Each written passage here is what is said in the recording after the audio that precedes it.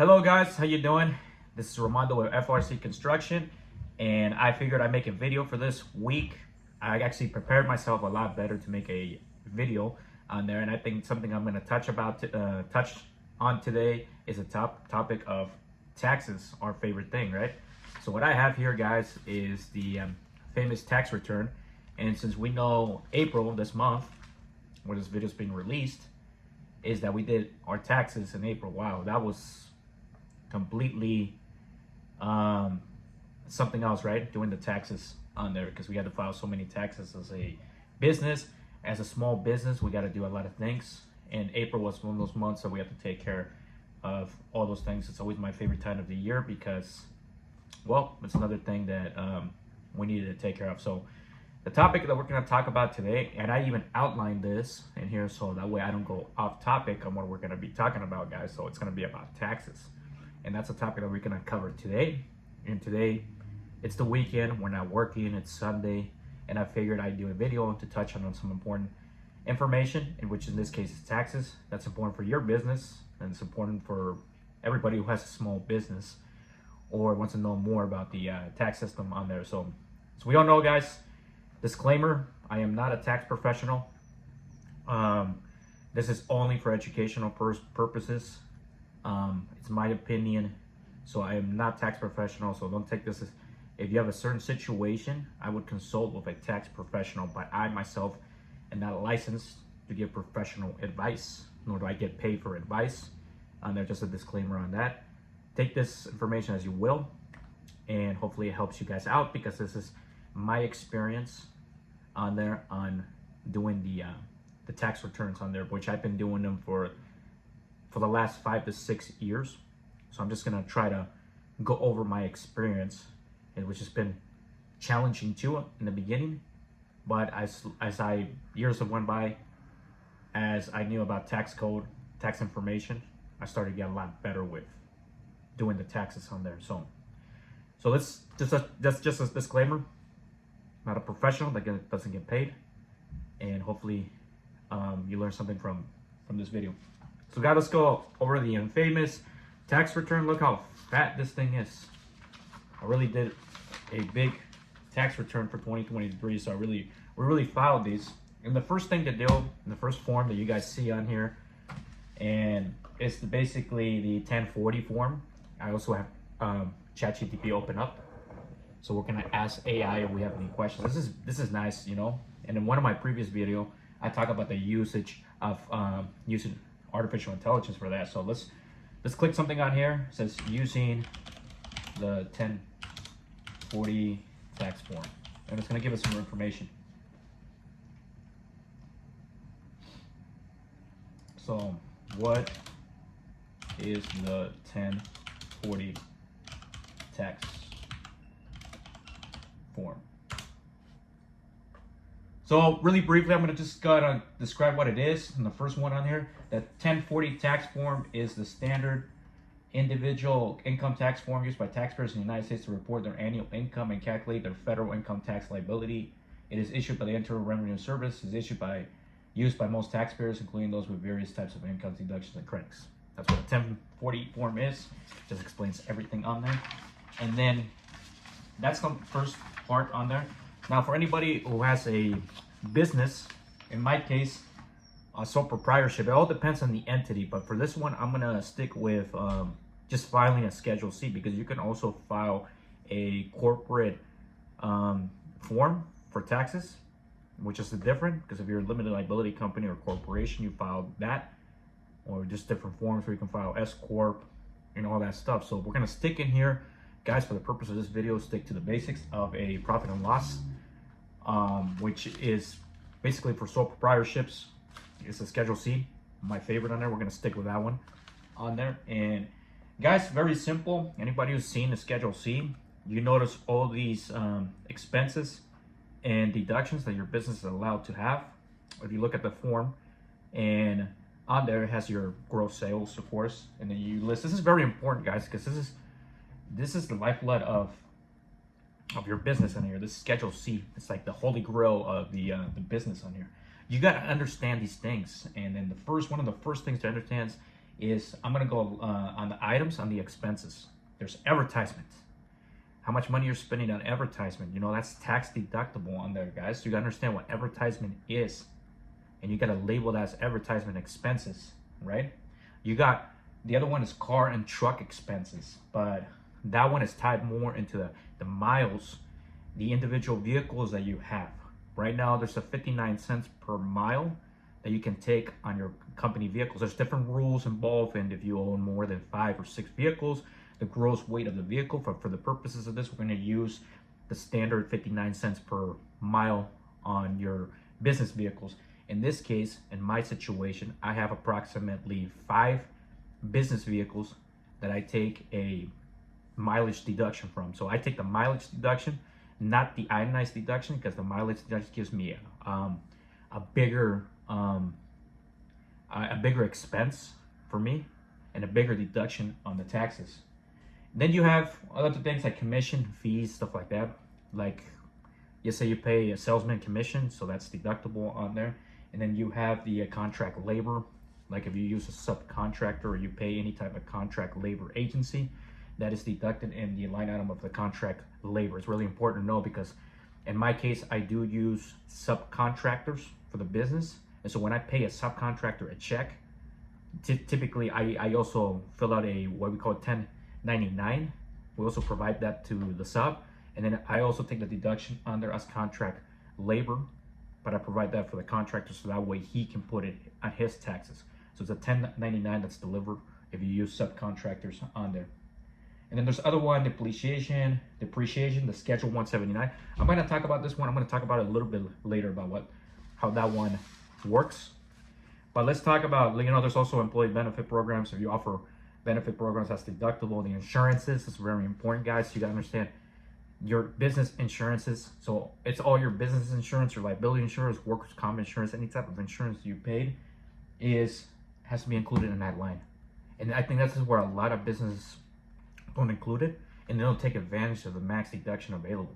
Anything that involves in your business and involves insurance is tax deductible, 100%.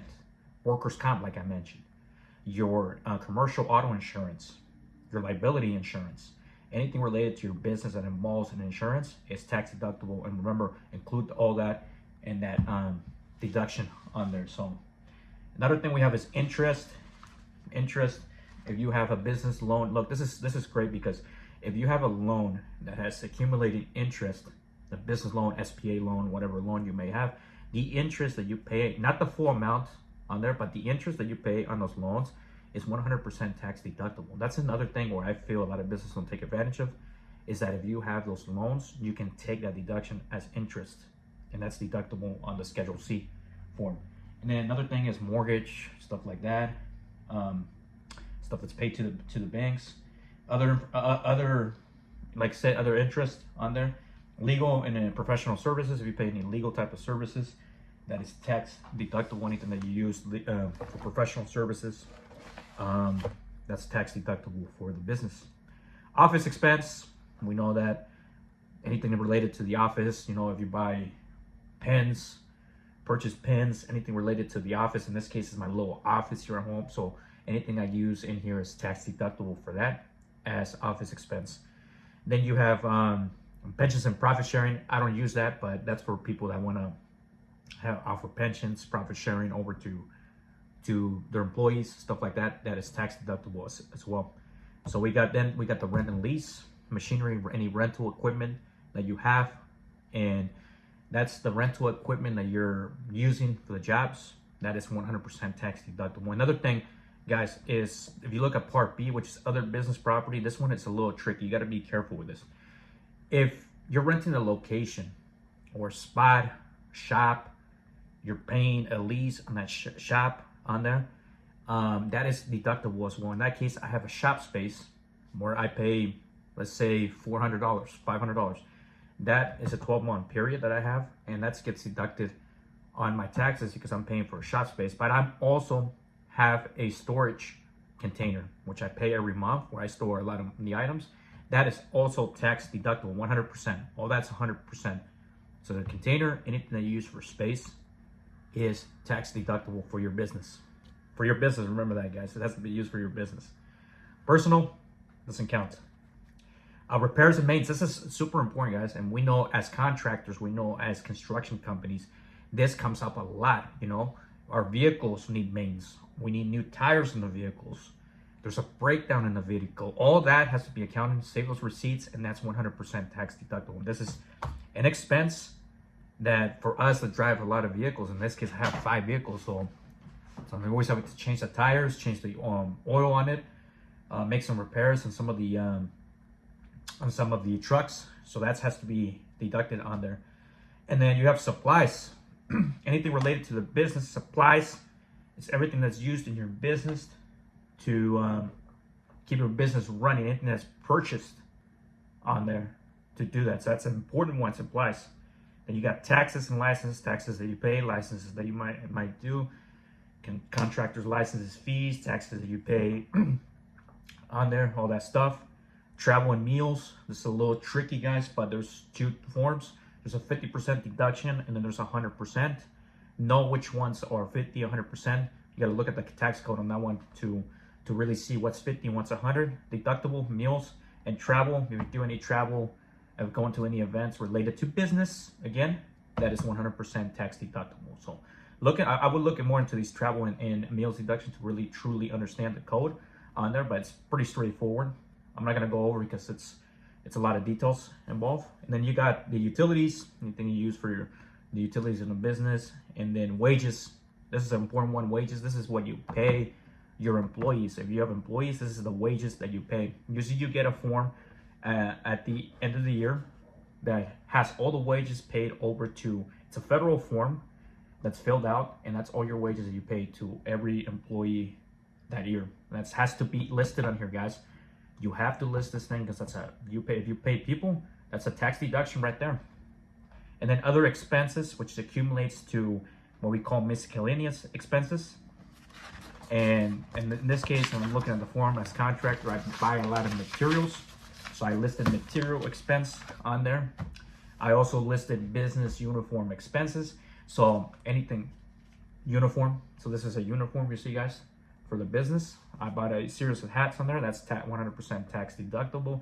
Any shirts, any clothing I have related to the business with company logos, stickers, anything on there is listed under the business uniform expense as miscellaneous expense, but it's used for the business. And then any type of membership fees that you pay. Now, these miscellaneous business, this can get very tricky, guys, because a lot of us try to mix personal with business. And you gotta understand that when you list these miscellaneous items, they have to be things that don't necessarily appear directly on the Schedule C, but listed as miscellaneous, but are tax deductible under your business. So it's stuff that you use for your business. In this case, membership fees. Let's say I pay membership, the Chamber of Commerce fees that you pay. That is the tax deductible, guys. Any type of membership fees that you pay is tax deductible. Let's say Better Business Bureau, all that stuff. Put it in the taxes, because that's tax deductible on their banking fees, interest fees, fees that you pay for the waste disposal fees. You know, in my case, we dispose a lot of soil that gets moved, and we pay a lot of money to remove a lot of soil from a homeowner's house and to take it to the dump. That is waste disposal that is related to the business, and that is tax deductible. Any type of engineer fee, permit fees are also tax deductible. Credit card processing fees. Now, these are miscellaneous things related to the business that are not necessarily listed, but you can put them on there as additional expenses, right? And that, guys, pretty much covers what we have as Schedule C. Now, this is what I describe on here is a business that runs as let's say a contracting business in my case, right? I'm not holding inventory. I don't need to do inventory, because if you count inventory that you have, there's also another line so you can fill out on here. Let's say you hold $100,000, $200,000 worth of inventory, and your business is moving inventory from one buying inventory, storing it, and then selling it. That has to be listed under the different parts of the Schedule C. But in this case, I'm not in the business of doing that. I'm in the business of contracting, and I do not hold on to inventory or sell on that. So that's another portion of the Schedule C. If you're related to that business, I'm not going to talk about that because it's not really related to the construction site on there. And then the next thing, guys, we're going to talk about is the form Schedule D. And I'm looking at here, capital gains and losses. This is not tricky, but it's important. I think a lot of businesses don't really take advantage of our capital gains and losses, right? So anytime you buy, in this case, and I look at my form here, which I'm not going to list the numbers, but I'm just going to go over the form. I'm listing my capital gains and losses. So anytime you buy, in this case, we're going to use the example of buying stock, right? Buying, purchasing of stock on there. That's all tax deductible, either as a capital gain or capital loss, depending on the performance of your portfolio, right? Or how you trade and stuff like that. So anytime you buy something and you sell it, it's a capital, and it cures a capital gain or loss. A great example of this, I buy a vehicle for $1,500 and I sell it for $2,000. That is $500 of capital gains tax, and that has to pay a capital gains tax rate. I'm not sure. I can pull it up. We have ChatGPT capital gains tax rate. Let's see if this thing's working. Yep. There's different rules imposed, different brackets for the capital gains tax rate, anywhere range from 0 to up to 37%. Just depends on the tax bracket and the amount of capital gain accrued on there. So again, guys, this is super important because you have to understand when you buy and purchase something for a gain, that is called considered capital gains. And if you buy something and you lose on it, that's called a capital loss on there. For stocks or a portfolio of stocks, you can take up to a $3,000 capital loss. Any additional loss accrued on that it's a follow-up cost, or it's you use 3,000 here, but let's say you have a 5,000 loss, you can only use the 3,000 here, and then you have to wait for the other 2,000 for the following year. So if you take a big loss, you have to divide it in. You have to do it in between multiple years on there. So that is something for capital gains loss. I could go more in detail on the capital gains loss, but I'm just stick with that basically. That's how I filed on that, because I did have a portfolio of positions and stocks on there, guys. And then the other thing we're going to talk about, I'm not going to discuss the self-employment tax, or what we call a SC form. That is about and I can pull it up on ChatGPT on here. That's what's nice, guys. I use artificial intelligence for everything. What is the self-employment tax rate? All right. Self-employment tax rate based on Social Security tax rate is 12.4%. That's why I was right. It's about 15.3% total. Therefore, the total self-employment tax rate for most self-employed individuals, like I mentioned, is 15.3%. However, high income earners may subject to a higher Medicare tax rate due to additional Medicare tax. Again, these things get more complicated, but for the basics of that, that's basically what it is. I'm going to go over and talk about one of my favorite things, guys, and I feel it is something that just gets misunderstood in business, just gets mislabeled, gets misinterpreted, is my favorite, guys, and that is depreciation and amortization. I can't pronounce that word. Amortization. Depreciation. I think this is something that we just gets a lot of stick, guys, and just doesn't get talked about enough with small business. In the contracting business, this is like I mentioned, the holy grail. This is like the other, what's a good definition for it? This is like the heart. No, I think, yeah, this is like the heart of any contracting business. This is depreciation and amortization. When I started digging deeper into this a couple years ago, realizing the power that this had on the business is huge. It's huge, guys. So, like I talked about, the 59 cents per mile rate, and I'm going to clarify that because I'm going to ask AI to make sure I'm correct on the 59 cents, because that's what it was last year, but I think that's what it is now. What is the mile rate for small businesses?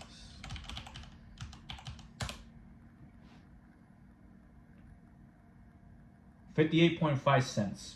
Yeah, it's about 59 cents average on there. So yeah, I gotta clarify, it's 59.5.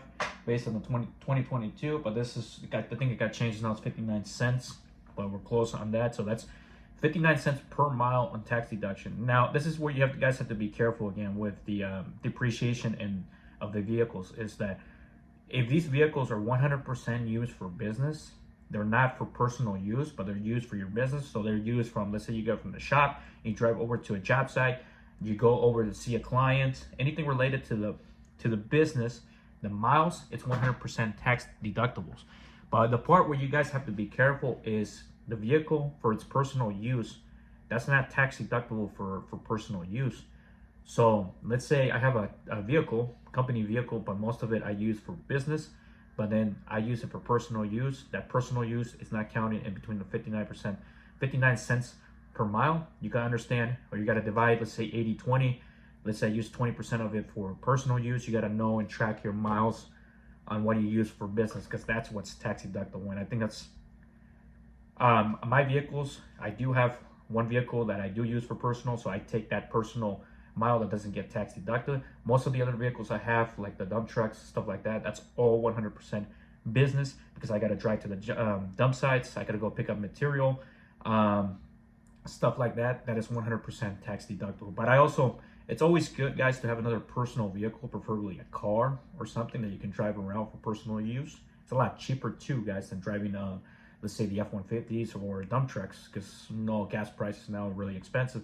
So I highly recommend getting some type of personal vehicle that's a lot affordable. You can move around instead of using some of the company vehicles, just because you cannot take the deduction. And why would you want to drive a company vehicle, dude, when you can't take the deduction on there? So have a personal vehicle to move around on that, guys. And that counts part of the that depreciation I was talking about, the vehicle depreciation of 59 cents. Like I said, you can itemize all this and take another itemized deduction for the vehicles, but in this case, the 59 cents per mile works all the time pretty well. And then now going back to the depreciation, because this is part of what gets misunderstood. And like I said, about the miles and the depreciation in here. Guys, the Schedule 179, you guys probably have heard this. And I'm reading the tax code in here. Maximum amount is $1.1 million for the depreciation, the Schedule 179. So how this works is, guys, if you buy a piece of equipment, let's use a situation where I bought a MT100 mini track loader, right? And I bought it in 2022 is when I made that purchase. So what I decided to do, there's two options. Take a special depreciation, which means that you can take 100% of the tax deduction. If this piece of equipment was $39,000, then you can take a full $39,000 per dollar deduction on the piece of equipment that same year. But I elected to either take what we call a 3-year, 5-year property. You can decide to divide your property in between 5 years. So you take the 39 gets broken into 3 or 4 years, or whatever you elect to do. But in this case, I elected to do 3 years of depreciation, and I took the advantage of the other second year of depreciation. I took first depreciation, which I didn't take the special depreciation. I took the 3-year property. See, these are things you got to understand, guys, how you want to, when you buy equipment. I think this gets misunderstood a lot, because a lot of people maybe go buy equipment. Let's say you buy in my case, it's like I said, MT100, or you buy an excavator, 50, 60 grand. Most businesses, okay, great, I can take this deduction, the 60 grand deduction, so I don't have to pay taxes on that. But then the following year, let's say you're still paying off the piece of equipment, you cannot take that deduction because you took the special deduction. That's why I'm a big fan of carry over depreciation, which I just divide in between 3. Preferably, you can do 3 years, a short time, or 5-year periods. Or during the time where I'm paying off equipment, if you have financing, at least I can take the deduction and divide it between 3 or 4 years. But some businesses like to buy those equipment and do the special depreciation. It's fine, just depends on your situation. Like, again, guys, I am not a tax professional. Everybody's situation is different. I would consult with your CPA, your lawyers, your tax people to figure out what your situation is. I am just relating to the experience and what I know from just the taxes in general, guys. Again, disclaimer: I am not a tax professional. Take this with a grain of salt. I know a lot of stuff about this, but I don't have licenses, and I don't get paid to to give advice and anything, just for educational purpose. I have to disclaim that again because then I can get in some trouble, right, for saying information and then on there. So, guys, going back to the Schedule 179, talked about those things. Now, these things can get into more deeper. Like I said, guys, talk to the CPAs. They have very great information about this. You just got to know which CPA, which person is very, very important. And that CPA's got to understand your business, got to understand the contracting business too, or the business that you have, for them to really, truly help you out on that type. So in that case, I personally do not use a CPA. I do not have a bookkeeper. I do not use a CPA. I believe that the individual can get all the information necessary to do their own things. It's a difficult thing to do. A lot of businesses don't like to do that. I do, because I feel like I want to be the architect of my own destiny. That's the way I see it, guys, because like I said, every situation is different. Depending on the entity that you also have, it's different situation. I'm just going over what my situation is and what can be related to some of the businesses on there. So guys, again, like a special depreciation, buy some piece of equipment, buy a trailer, you can elect to take that deduction this year, pay less in taxes. So that's something I think misunderstood, is the those things, right? Those depreciation on there. And it's not a bad thing, guys. It's a tool that's used out there, and it should be used to encourage growth in your business and encourage you to make purchases necessary to grow the business, to grow sales, and all those type of things, right? So what I wrote here in my underline, because I don't want to go over off topics, my tips. What tax preparation platform do I use? I've been using TurboTax for 5 years. Nothing but great experiences with TurboTax. They save all my information from my previous year. So if I have any carryover losses or anything like that, they just get populated into the following year. I use that for my small business. It's been great. I became a wizard on the TurboTax, a wizard for the taxes. I think, guys, this is something very important from my experience, from my years to be in the business. The most expensive thing any small business can have is taxes. And if we don't take control of our taxes, and we don't take control, or we don't try to understand our taxes, we can be in a lot of trouble, guys, and our business cannot continue to operate or grow. Because imagine being stuck with a huge tax bill and you didn't make the sales to be able to pay that. Your business can go under very easy, just because you forgot or you didn't do the tax preparation how it's supposed to. You got to be, my advice to you is get a hold of these things, guys. Get a hold of this. It's great to consult with a CPA. It's great to consult with bookkeepers that have more information on this, but take some time, guys, also to study your taxes, study your tax code. Request your tax form from your CPA or whoever files your taxes. Use ChatGPT, use the information on the internet, and start studying your taxes and understand, because in every state and every place is different, right? Like I live in the state of Oregon, and then we get charged income taxes. We pay income taxes on that. We don't pay sales taxes. So you pay a pretty high rate of income taxes. And so you got to know which state. Like in Washington, they don't have an income tax rate. They have a sales tax rate. So understand the situation, understand the state you're living in, know your information, know the laws on there. These are important things to take care of. You know, in terms of taxes, guys, if we want to be a small business and want to continue to operate, that's one less thing to worry about. But if we don't get a hold of this, we don't understand it, it's very difficult for us to be able to see a growth, because then we're going to be stuck. Oh man, the taxes are coming up. Oh shit, this is something I didn't want to do. You don't want to be in that situation. You want to be like, okay, taxes are coming up. I'm excited. I'm ready to tackle this on, and I have the information necessary. I have the right questions I'm going to ask my CPAs, and I'm going to attack it head on, and I'm going to do very well on the taxes. It's like taking a test for college, right? It's like studying for a test for college, right? That's the way I see it, guys. So that's my personal experience on handling the taxes. You can do it too. I hope this video brings you some information on there. So some like brief information on there or some stuff you want to research, use your as ChatGPT, research on Google, all the information, and explore the resources out there. You know, understand your situation and keep grinding, keep getting them, guys. And there's one last thing you need to worry. And then in my channel, guys, you know what? Anybody who sees me, I've been getting these emails about, hey, Romando, you want to grow the channel on there? You know, that's great and everything, but I like the rawness. I like how raw the channel is because it's unique. It's raw. It's real stuff.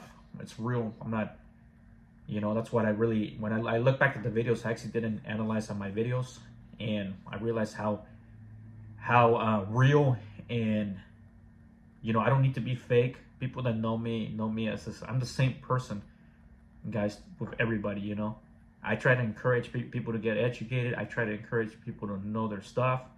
I'm respectful to people.